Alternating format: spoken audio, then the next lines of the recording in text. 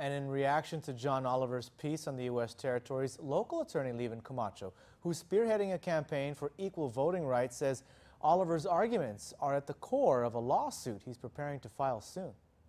Camacho and civil rights attorney Neil Weir have started a petition that calls for equal rights for the U.S. territories. Camacho explains that this petition helps support their movement that he hopes would engage Congress to look into antiquated laws that prevent residents from the territories from being able to vote for president.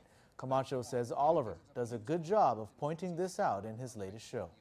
We think that, okay, we live in a democracy in the purest sense of the word, but yet we have over 4 million people living in the territories who are denied the right to vote for president. I think the kind of bigger point that he was driving home is that, we really need to examine why we just accept the way that we treat people living in the territories to be okay. In fact, Camacho says the civil rights movement didn't happen overnight. It took several years before Congress moved on expanding civil rights, including voting rights, to its citizens.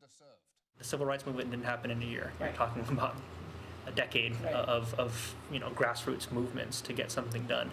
And I can imagine that it would take very similar efforts to have something change with the way that the territories are treated. You can learn more about this petition by visiting representguam.org.